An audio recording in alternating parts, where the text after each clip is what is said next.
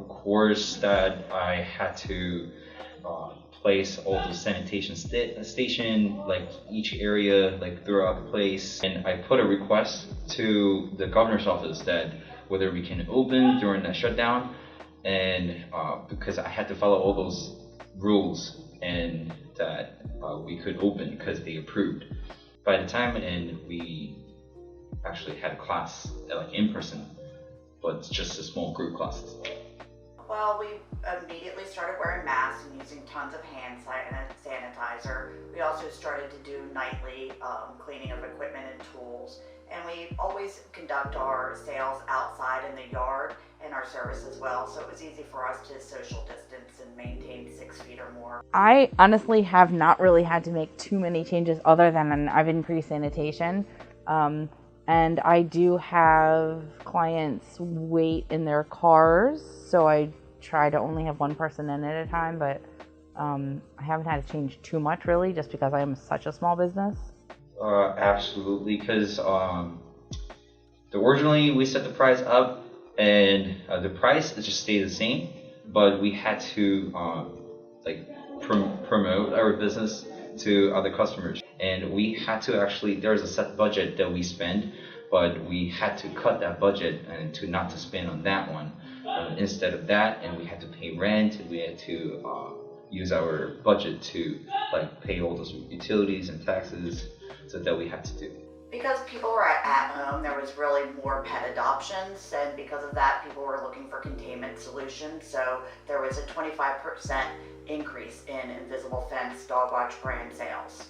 I know that some like large salons had a lot of trouble in the same thing as like the restaurant occupancy being cut down to a certain percentage, that not all their operators could work, like all the employees couldn't be there at one time. For me, it didn't really matter because it's just me. Someone told me that it was going to take one of the large salons 2 weeks to have all of the employees come in for one shift, because they could only have 4 or 5 hairdressers instead of 20 in at one time. So it really, really affected some of the bigger businesses.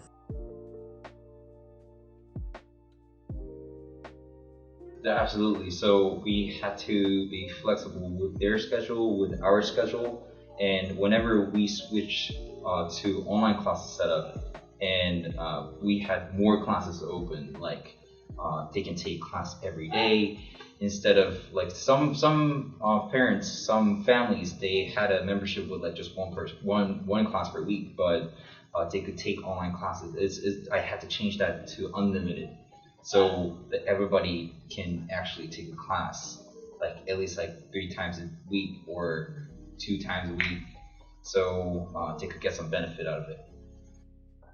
Actually, I have gotten some new clients because I have some people that are actually prefer to come to a smaller setting, and that they didn't feel comfortable going to a big salon, that they were happier. So I have gotten some new, so that's balanced out some of the clients that I haven't seen as often, that aren't coming on a regular basis. Because I have some clients that would rebook every 4 or 6 weeks, and now I've seen them once or twice since COVID happened, not every. So I don't think that I've lost a lot of clients, but I think that the frequency has slowed down. My December, Christmas time, the month of December, I'm usually really insanely busy, and I don't have a minute to breathe, and I actually had a busy December, but not hectic, so things were a little different.